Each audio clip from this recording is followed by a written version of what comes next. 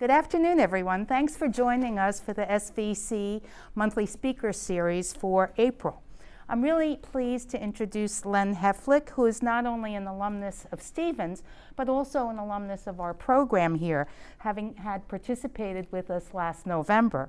Len is a graduate of Stevens with a master's in management science, which led him to a stellar career in the baking and food safety industry.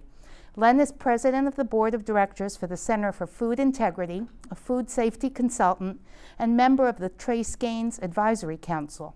He's a visionary leader in the global food industry, focusing on risk management, business assessment, development of strategic capabilities, and practical compliance. Aside from his expertise in food safety and Food Safety Modernization Act compliance, Len excels in leadership coaching, risk assessment and management, and strong innovation. Last November, Len shared best practices on how we use strong innovation to develop persistent and successful products, services, systems, and businesses. Today, Len will address another area of his expertise in this talk titled Risk is Risky, especially if unmanaged. Please join me in welcoming Len to Stevens. Excellent. Thank you very much, Adrian. Yeah, it's great to be back and I feel like I'm home. Yeah, risk is an interesting topic, and my interests are around leadership, risk management, and innovation. And if you look at those three, they are interconnected and actually supporting each other. Leadership is very important in the process. Certainly risk management enables innovation, because innovation involves change typically, and change can be risky, which means the possibility of failure and loss. Management don't like failure and loss, so there's a balance to be struck there between how innovative we can be, how much change we can drive, versus how much risk and how much loss we can afford to risk and take. But risk management is a very good topic, very relevant topic today. It involves many business functions, not just food safety, which is where I come from, but it certainly is an important part of food safety. FDA recently implemented what's called the Food Safety Modernization Act, and a foundational element in that act is risk assessment. And what that does, similar to what risk assessment and risk management does in other areas, it allows for developing programs that are adaptive, flexible, and focused on the needs of the industry or the situation, which, by the way, are always changing. In the past, we operated under what I call an audit model. Under an audit model, the standards are discrete, well-defined, and documented. The problem is that they don't change very much, and they're not specific enough to a particular situation, and they're not adaptive, and they're not flexible. Now, as I'm talking about that, I'm hoping you're thinking those issues cause risk. The fact that you don't have a program that's flexible and adaptive, that in itself creates a risk. So risk is an interesting lens through which to look at our behaviors and our activities and how we operate our lives and our businesses. And like I say, risk assessment and risk management are applicable broadly to any activity.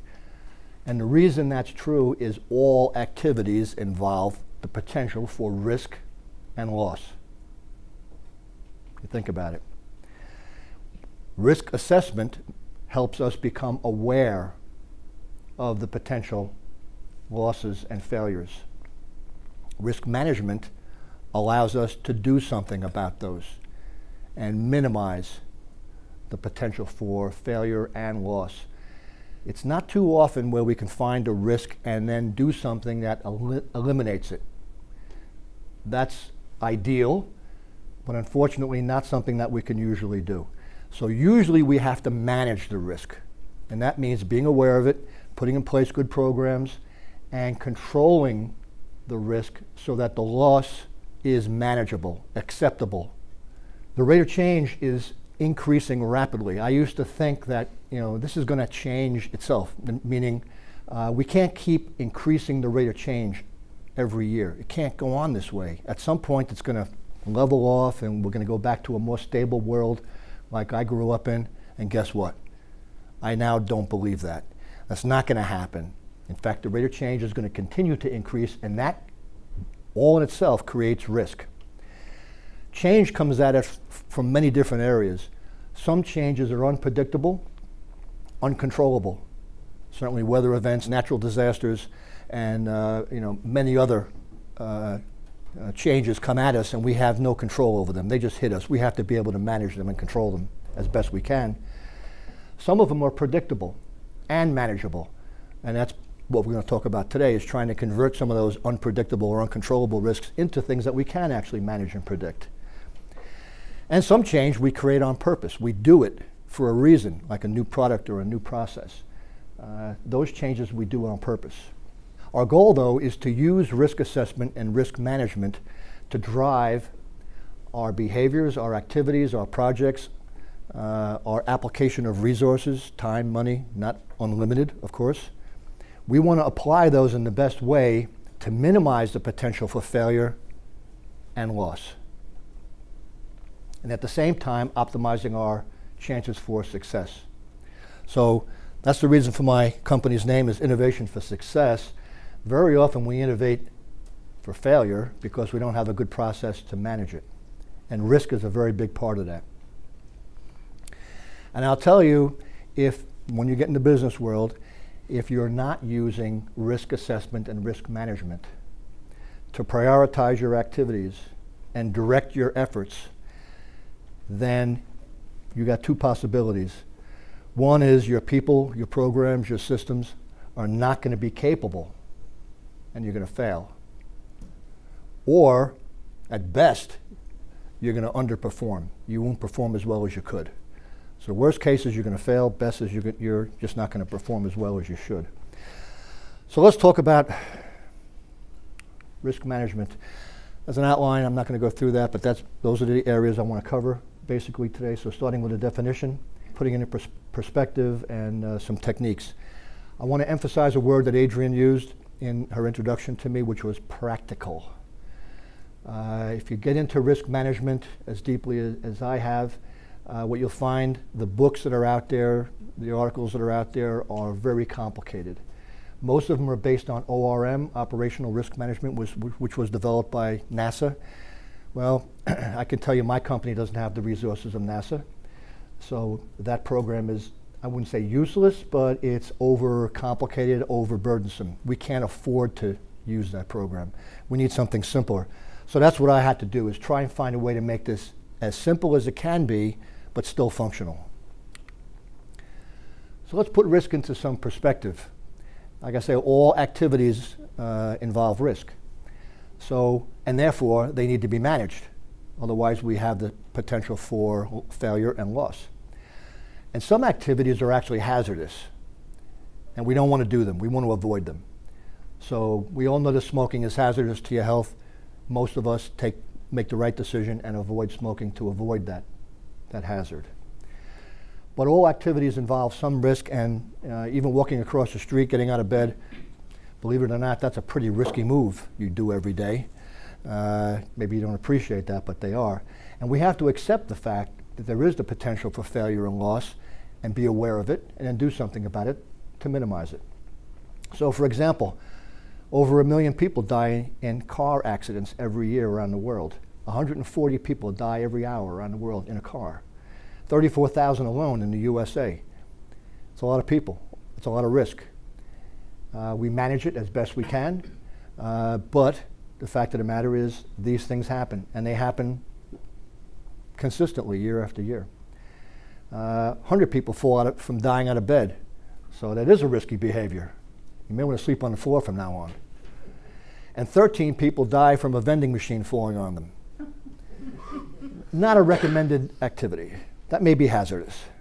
Let's avoid that. So what is risk? The classical definition is based on probability and severity. So we take a risk and we want to quantify how severe it is and how likely it is to occur. And then based on that, we want to take some kind of action. Now, some risks, if they're very severe or highly probable, we need to act.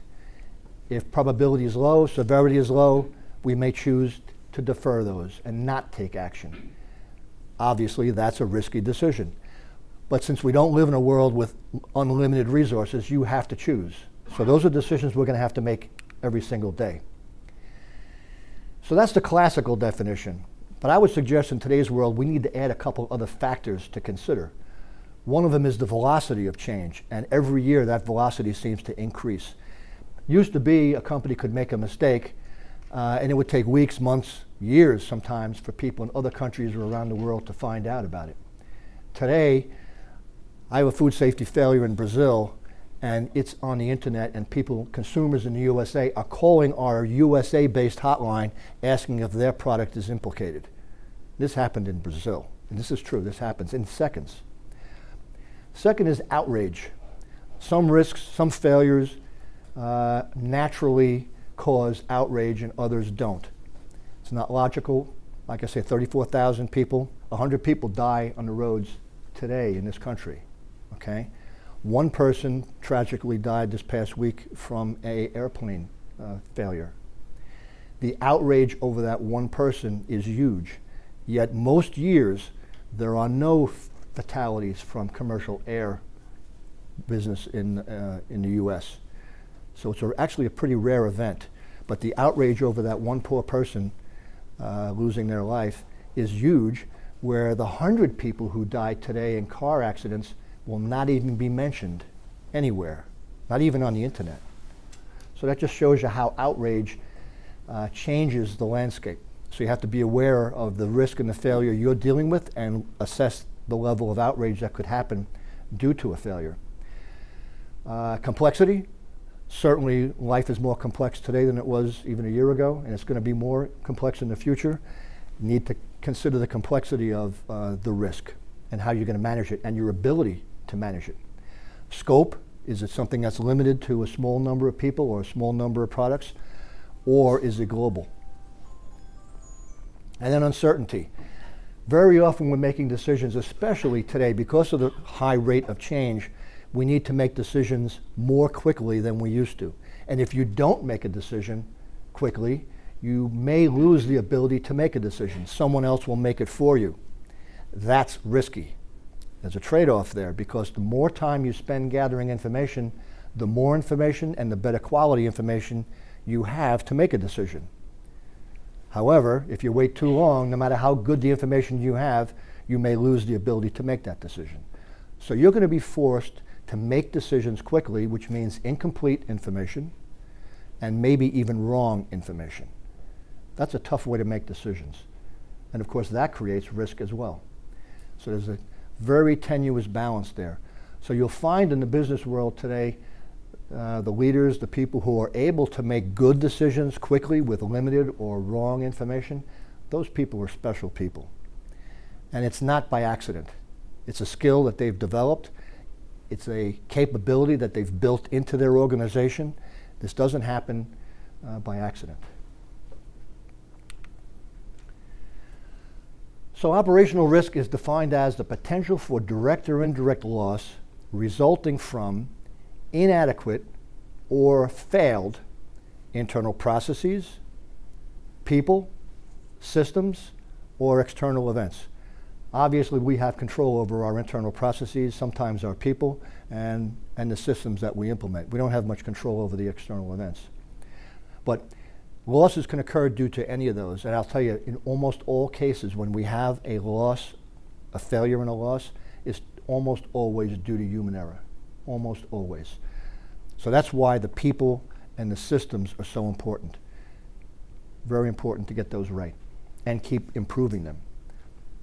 Andy Grove, former CEO of Intel, in his book, Only the Paranoid Survive. I love the title of that book. I tell people, you don't have to read the book, just read the title. Good enough. But he describes risk management as organized paranoia. And he's right. There's a certain level of paranoia, a healthy level of paranoia that we have to have. It doesn't mean running around, always worrying about the sky falling. What it means is being aware that there are risks and there are potential failures, and we need to first be aware of them. And I talked about the necessary balance between innovation, change, and risk and the potential for failure. And it's an interesting point, and this comes from a book by Michael Power, The Risk Management of Everything. He's an Oxford professor in finance. You want to read a really cool little book, it's only this thick. This is one of the best books there are out there on risk management. And he writes from a financial perspective, but it doesn't matter, just change the names and it fits any industry, any activity. But he says if you want innovation, then failure is necessary. Now, if that doesn't smack you in the back of the head, right? You actually have to fail. And what I tell people is if your organization or you personally are not failing, there's a couple possibilities. One is you are failing and you don't know it. Two is your people are failing and they're hiding it from you. And that happens a lot. Nobody wants to fail.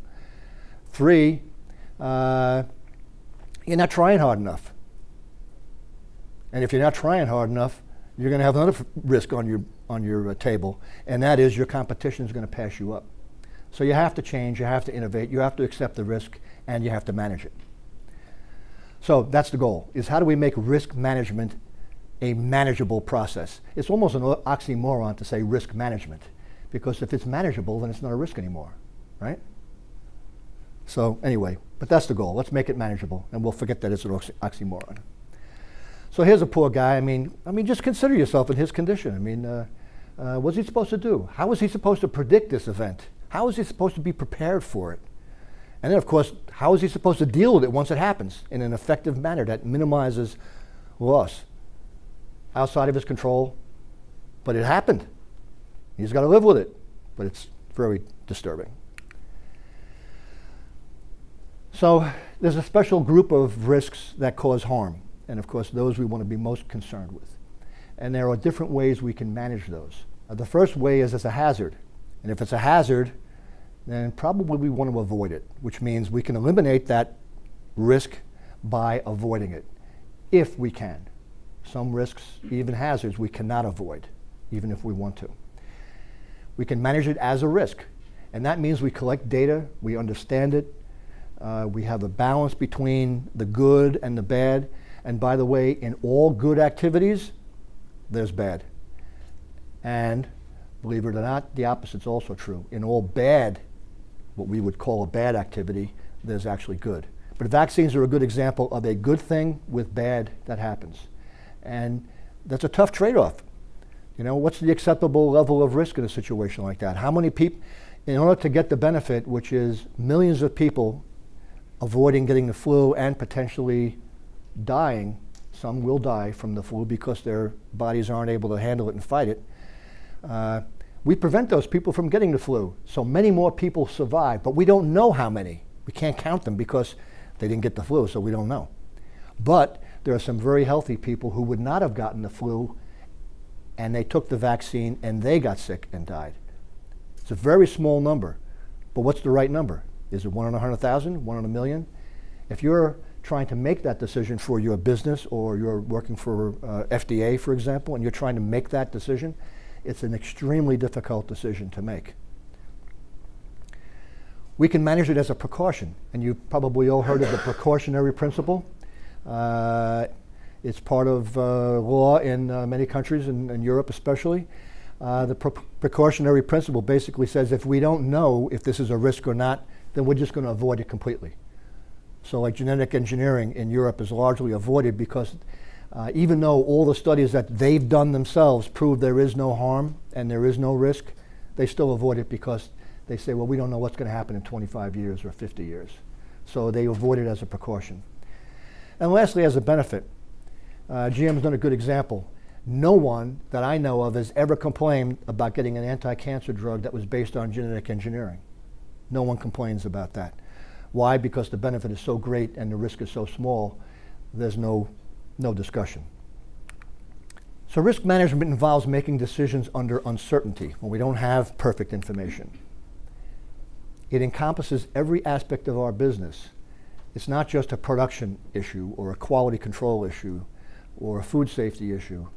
It's in finance, it's in our operations, it's in our transportation, it's in our compliance to regulations. It's how we talk to consumers, it's how we invest our money in our business, how we invest our money in our people. It encompasses everything we do, and it should. It should be part of every single program that we operate under. As I said at the beginning, if we're not using risk assessment and risk management to direct those activities and spend our money in the best way possible, then we're not spending our money in the best way possible. We're wasting time and money and minimizing our performance. Everybody's involved. So it's our colleagues, it's our competitors, it's our consumers, customers, everybody has a finger in that risk, either as a stakeholder, as a participant, or as a cause. We have a rapid change caused by technology, competition, and social forces. We can't afford, meaning the money, and we can't wait for, meaning time, to have complete or perfect information. We're going to have to move when we don't have all the information, and even with misinformation. This is happening all the time. And of course, risk is partially controllable or predictable. We don't have perfect prediction. If we could predict it, if we could model it, then it's not risky anymore. We can manage it, we can control it, we're okay. But we can't do that.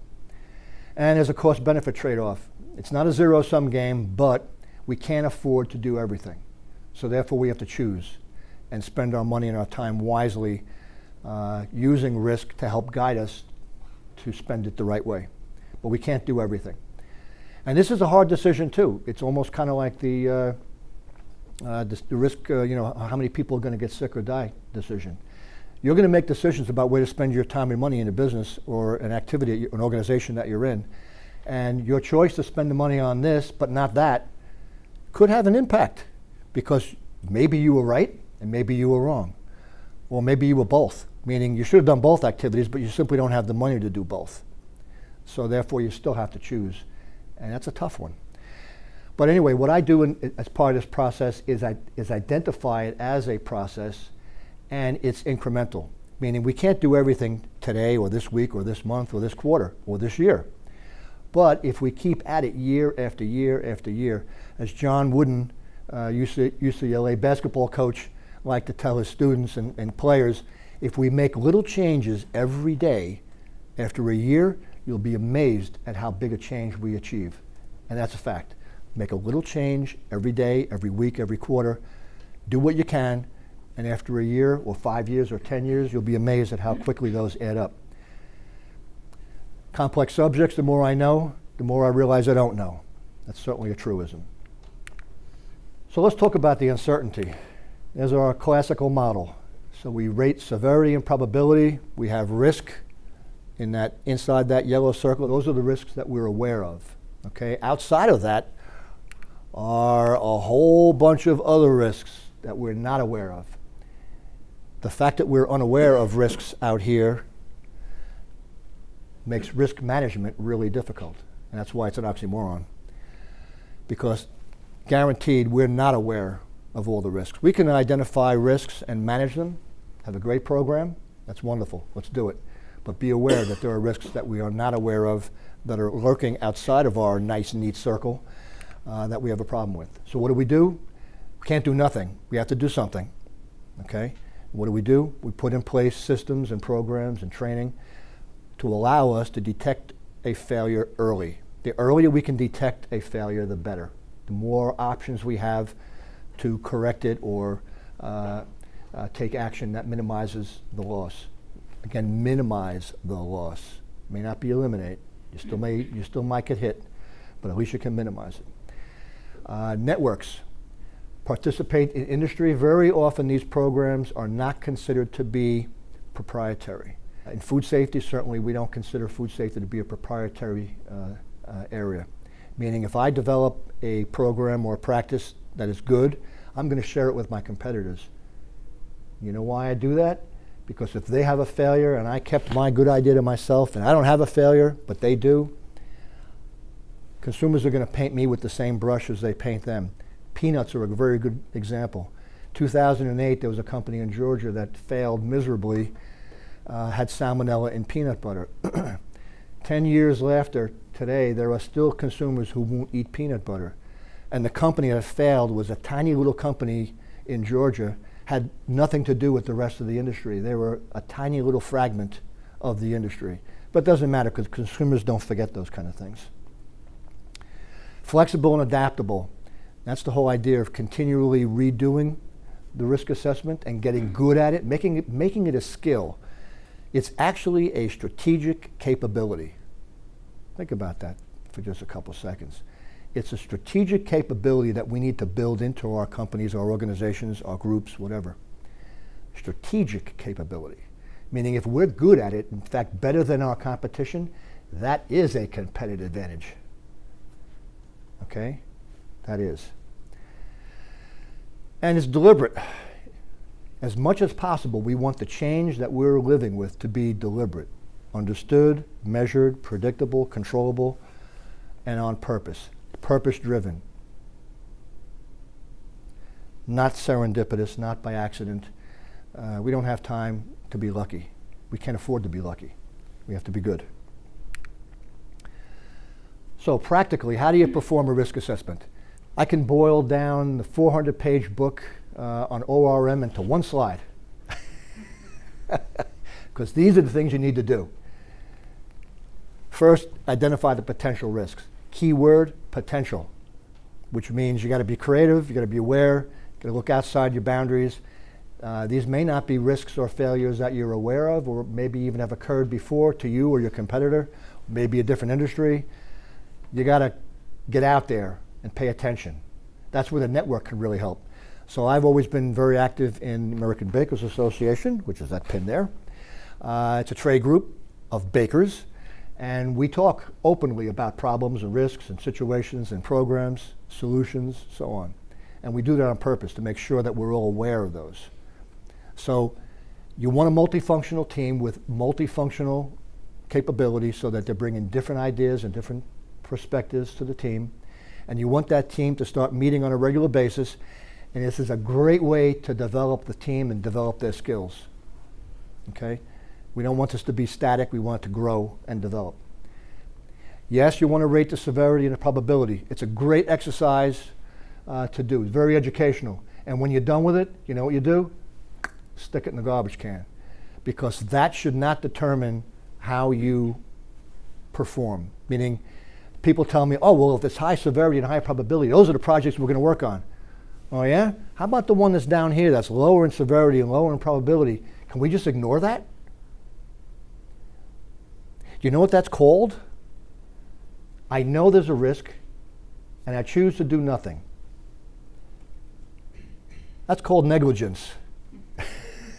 Negligence is a civil crime in this country, okay? We don't want to go there. We want to go is be aware. That's the opposite of ignorance. We're going to train ourselves so we're not ignorant. We know where the risks are. We've gone actively searching them, okay? It's an active process. We've identified the risks. We've identified what's feasible to do. That's called diligence. That's what you want to do. You can't do everything. But first be aware, take actions that's feasible, and minimize the risk, and then move on. Do it again. 6 months from now, go back and look at what you did, do it again. Identify the options to reduce or risk, or you maybe eliminate if you can. That will be wonderful. Sometimes you can. And the other thing about eliminating risk is sometimes if you give people more time, they can do it.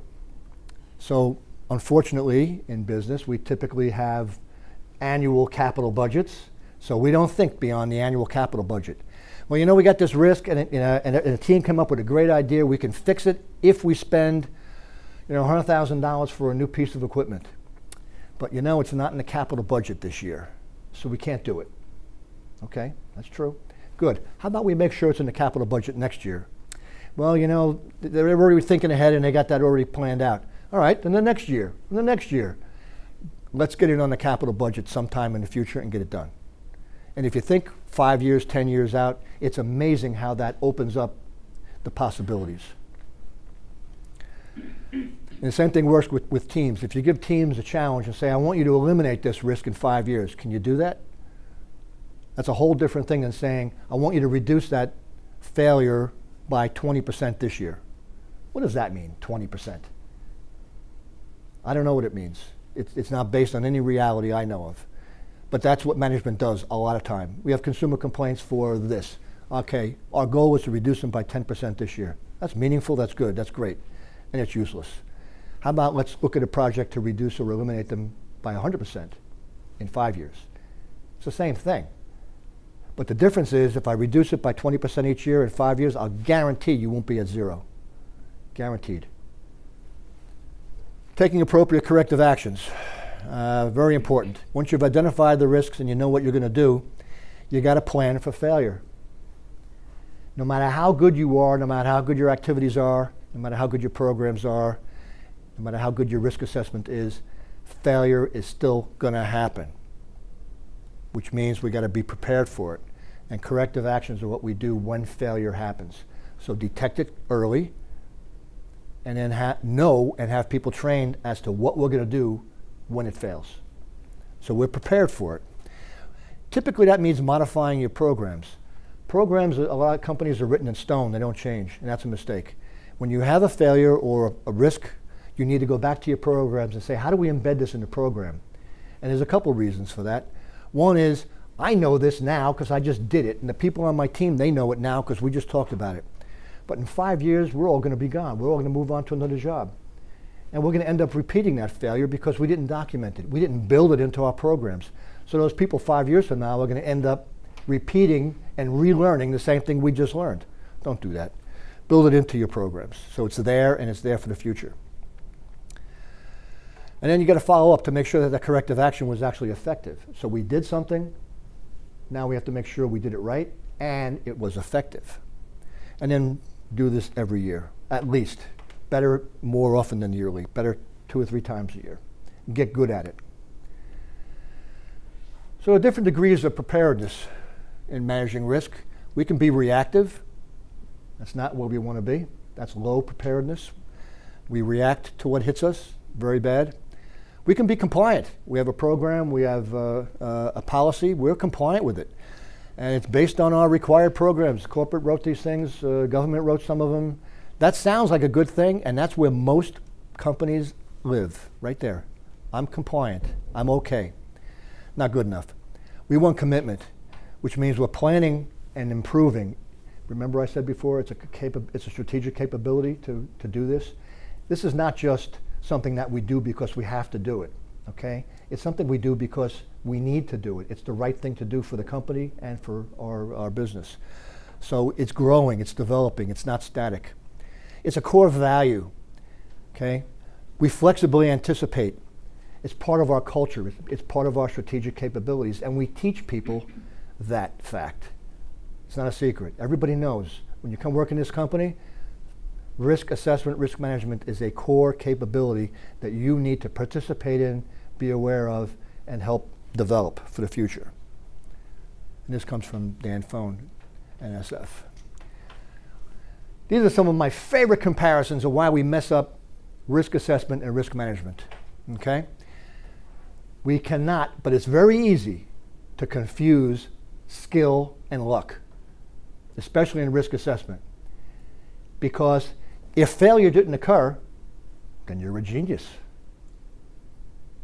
Well, what happens when things change, which inevitably they will? Conditions change. Under good conditions, when everything is good and the sun is shining, I'm a hero. Everything's fine. Our programs are effective. We don't have any losses, no failures. We're good. Good to go. Boss, we're good. Right? That's it. That's what he wants to hear. That's what she wants to hear. Well, and then something happens that we didn't anticipate, we didn't plan for, an adverse effect that's outside the range that we're comfortable operating in. All of a sudden we have a failure. That's a real problem because, first off, we didn't anticipate it. So now we're blindsided. So now we're not prepared. In fact, we may not even notice that a failure occurred because we're not looking for it. So a failure happens and we don't even see it. Very bad place to be. So don't confuse luck and skill. Randomness versus determinism. You guys, anybody here doing stats, you'll know the difference. Probability versus certainty. Too often we make decisions based on statistics and probability and not aware of the risk that's entailed in that. Belief versus knowledge. I won't get into it. Internet, is rife with beliefs and not knowledge. Conjecture versus certitude, theory versus reality, correlation versus causality. This is one of the biggest causes of mistakes ever. Why? Because we see data, we do an analysis of variance, we draw a graph, we say, look at that. Perfect correlation. The consumption of high fructose corn syrup from 1980 to 2008 went like that. And corresponding to that, there's another curve. Obesity in this country mimics it perfectly. There's proof. Guess what? Wrong. It's not proof. Causality is not based on correlation. It's based on a real cause. So, you guys know there's a way to do that. And my favorite, are we a lucky idiot or are we a skilled practitioner? If things are going well and failure's not happening, we might be a lucky idiot. So beware. Check it out. So always be a little bit paranoid about, that's the point of this slide, is always have a healthy dose of paranoia, a little voice in the back of your head saying, are you sure? You better double check that. Okay? What I like to tell people is every coin has at least two sides. Okay? And usually when we look at an idea or a project or a proposal, we only look at the good side of the coin. Oh, this is great, fantastic, this is all good, we're going to go do it, let's go, gung-ho. We don't turn it over because then you're being negative, okay? And look at the other side of that coin and say, well, gee, wait a second, hang on, what could go wrong here? Identify those things not as a way to kill the project, but as a way to understand what could go wrong, prepare for it, be ready for it so we're not blindsided. So if it does go wrong, we're ready. And it is a better project then. I love Yogi Berra-isms. In theory, there's no difference between theory and practice, but in practice, there is. That's great. And nothing's easier than self-deceit. This is a little bit older than Yogi. For what each man desires, that he also believes to be true. We can fool ourselves so easily. So that's where that paranoia really helps you. It's just a little bit of humble paranoia saying, well, wait a second, maybe I don't have all the answers or all the data. Risk is risky. If it weren't risky, we wouldn't call it risk. And again, I go back, this comes from Mike Powers again, that great little book. What he points out is we've identified the risks. We've put in place some good and effective, strict controls to control those risks and minimize the potential for failure. Right? We've done good things, good programs. We've defined those systems very well and documented them, trained our people, measure them every day to assure that they're in compliance and working the way they're supposed to. Good stuff. And we've quantified the risk as best we can. And don't forget, it's impossible to perfectly quantify it, but we've done what we can to figure out, where is the risk. And then, after we've done all that really good work, we put a medal on and we say, gee, we did a great job, team, high fives, let's go have a pizza and beer party. Excellent. But those behaviors in themselves become risks. Why? Because now there's a risk we become complacent. We think that we've done really well and we don't have to worry anymore. And that's when we get whacked with something that we hadn't anticipated. So that's the whole point of it, and that's the problem, is that risk is not perfectly predictable. That's why it's risky. It's not totally and perfectly measurable. That's why it's risky. And our defined systems, they probably aren't flexible enough and adaptable enough to keep up with change. And that creates maybe the biggest risk of all. Those systems have to be adaptable. They have to change as fast or faster than the world is changing. If they're not, then we're going to have a problem. And those are all reasons why risk is risky. So here's another option for managing risk you may want to consider. And it works really well if you're a hedgehog. Not so well for the rest of us. Okay? And a couple quotes. I love quotes, so these are two of my favorites. The only mistakes you learn from are the ones that you survive. So the key word there is, obviously, survive and learn. We need to continuously learn, and that means making mistakes. I always like to differentiate between mistakes and failure. So mistakes are things that we do wrong, perhaps result in failure, perhaps result in a loss, maybe not if we're lucky. But we're able to fix them. We learn from them and we correct them. So we actually want to make mistakes. We want our organizations and our groups to be capable of making mistakes and surviving. On the other hand, we don't want to fail. And what I call failure is when you make a mistake and it causes a loss and we walk away, we give up. We don't fix it. We don't learn from it. We can't do those things. We can't fail. We have to succeed. And it's better to have a general and incomplete map subject to revision and correction, and that's important because it's going to have to be continuously corrected and revised because otherwise it's not adaptable and flexible enough. It's better to have that than no map at all. No map is really a problem, so we don't want to go there. So anyway, risk assessment and risk management, as I said, are applicable to basically any human activity, and interestingly enough, also applicable to artificial intelligent activity. So even beyond human activity. I want to talk now about, now we've had the first human fatality due to a self-driving car. How is the computer supposed to make a decision in a case like that? Does it sacrifice itself and its passenger? Or does it plow into this pedestrian who's not supposed to be where they are? It's a very difficult ethical question. There's no right answer, no good answer, but that activity is very risky. And there's an example of outrage. Okay, one person died from an autonomous driven car so far in the 25 years or so that we've had autonomous cars, believe it or not. It's not new. The first one crossed the country in 1997, believe it or not. It stuck to highways, didn't drive in city streets. But anyway, one person has been documented to have died from that kind of technology, whereas 100 people will die today from conventional autos. But there's no outrage over that because we're responsible as opposed to a computer. Anyway, risk assessment, risk management, critical activity, get good at it, learn it, make it part of your behavior, your practices, make it a strategic capability, make it so good that you're better than anybody else, learn as much as you can about it. You're going to need it. It's a great practice embedded in your skill set. Any questions? So I wanted to go back to a statement you made earlier about how the old model was the audit plan. Yes. And that was too stagnant. Yep. And now it's risk management. And I was just hoping that you'd give me some of your insight, because I see the audit plan as having to be aligned with risk management.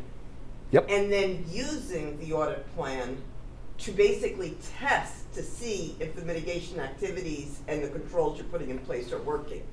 Well, we're never going to get away from audits, okay? There'll always be audits, but the point is that that model is not sufficient, okay?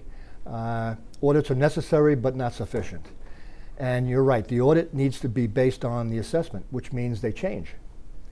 The other thing that's changing regarding that is who's responsible for developing the audit.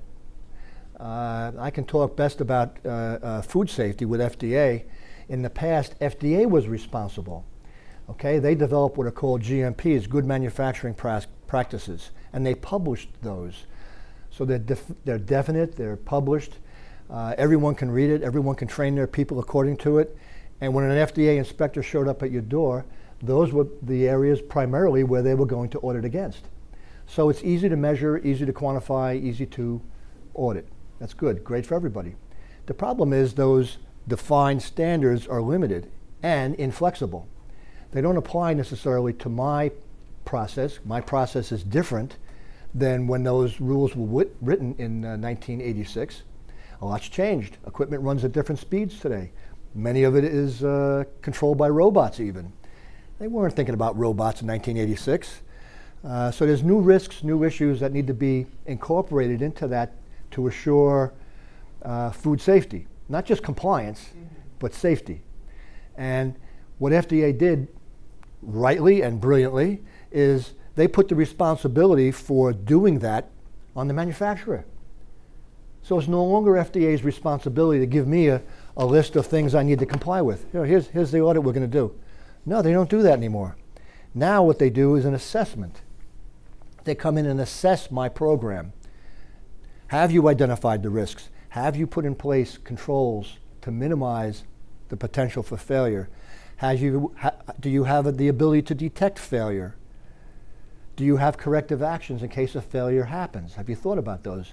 Documented and trained your people.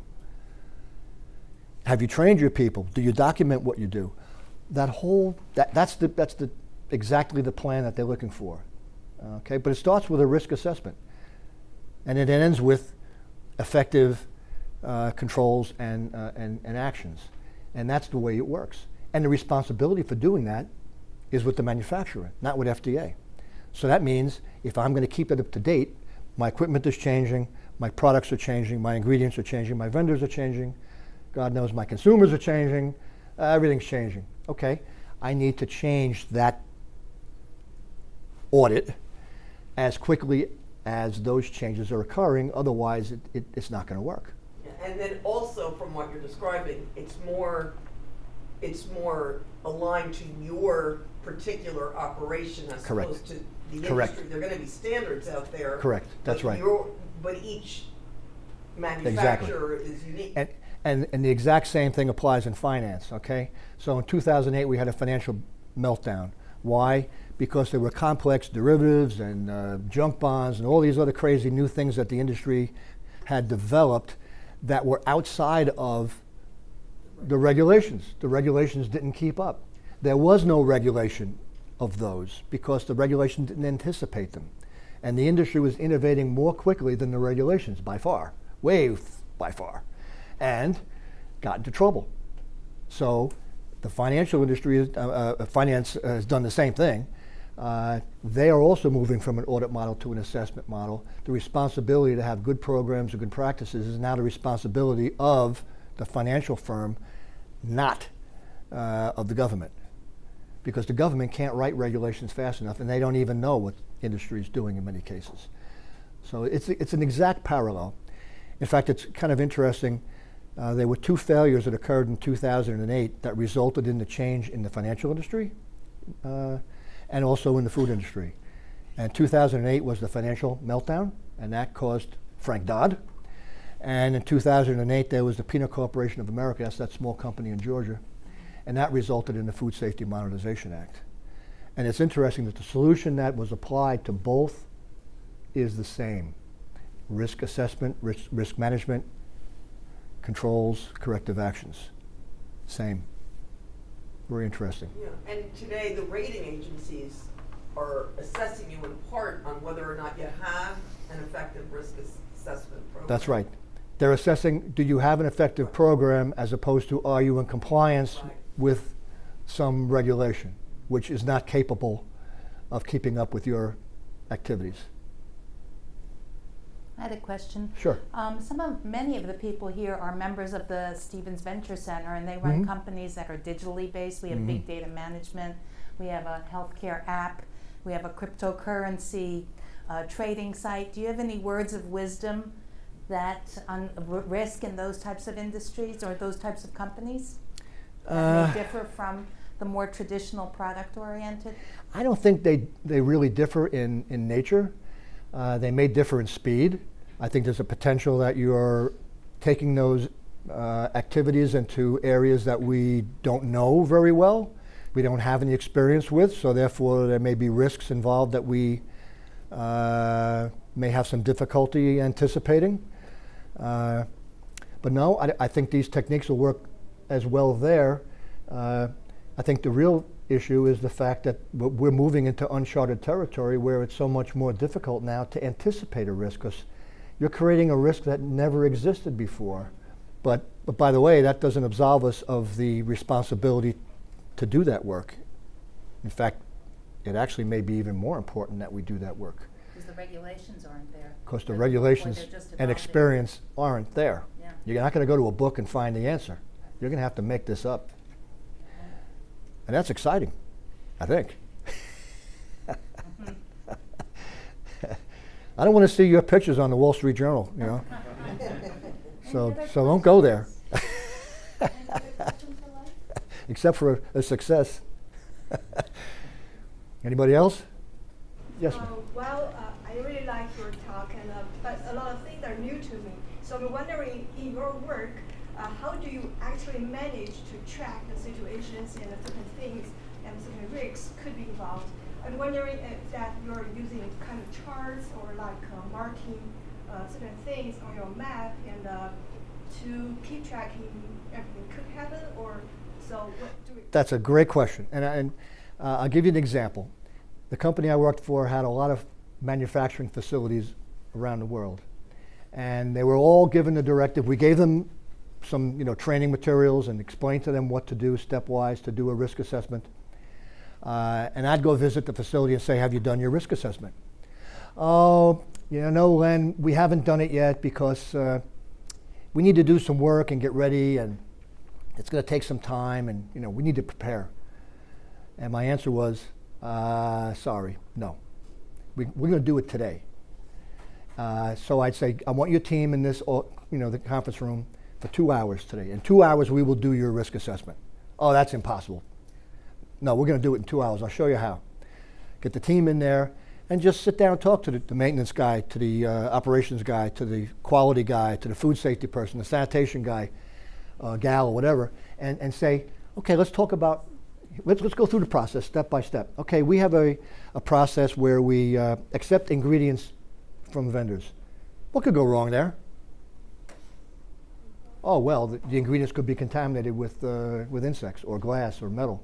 "Okay, the bags could be broken, they could be molded, it could be wet, they could have lumps." "I don't know." You talk to a group of people who work in that plant and ask them what could go wrong, they know. "Okay, let's make a list of all those things." All right? And then go to the next step in the process. So we take those ingredients and we bring them over to the operations area and we weigh them and we put them in containers. What could go wrong? They know. They'll tell you. They'll give you a list of what could go wrong because they work there every day and they know.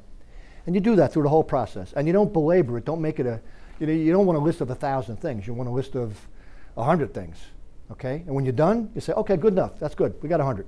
Let's stop. Let's go back." And you do your severity, probability. And that helps you understand how those risks differ from each other and how they relate. Okay? And then the next question you ask, okay, we've categorized these lists. We're going to pick these 10 out of the 100 to work on in the next month, next 2 months, whatever. Great. What could we do to minimize or eliminate these 10 risks if we had unlimited resources of time and money and people? What could we do? That opens people's minds to possibilities. And now you start writing down all those things that we could do. Okay? And you're done with that. You go back and you say, okay, what can we do? How much money do we have? How much time do we have? How many people do we have? Okay, let's go through those possible opportunities, those things we can do, and let's pick the things that we can do and do them. And now I want names, dates, and a defined goal. Okay, we're going to do this specific piece, one piece of that opportunity, and we're going to do it in the next month, 2 months, whatever. And you get people to commit to it. You get the group back in the room again in 2 months, and you say, okay, you committed to do this, and did you do it? Yes, we did it. Here's how it worked. Good, let's go out in the plant and see if it really works. Let's see if we've truly done what you said. And if they did, big pat in the back, yes, good. Go back in the conference room. Okay, good, we did that piece, one bite out of that big, ugly risk. What's next? What can we do next in the next month, 2 months, 3 months? And you keep doing that iteratively. And as John Wooden said, tiny little changes, one after the other, they compound. The interest compounds, and they build up. And you'd be amazed after a year or 2 years or 3 years how far you can move using that process. It's totally, even teams that do this, when I come back like 3 years later, they're amazed. Like, we couldn't even imagine we could do this. We did it. Of course, you're doing it little steps, and it works. So that's the way to make it practical. Take it from this theoretical, ugly ORM monster that NASA developed and bring it down to the grassroots, to the people who actually do the work and help them get it done. And by the way, help them be successful. Okay? Innovation for success. I like to tell people that my motto is to work hard, be successful, and have fun, in that order. Okay? Without hard work, there's no success. Without success, there's no fun. And without fun, there's no hard work. So it's a nice loop. Thank you.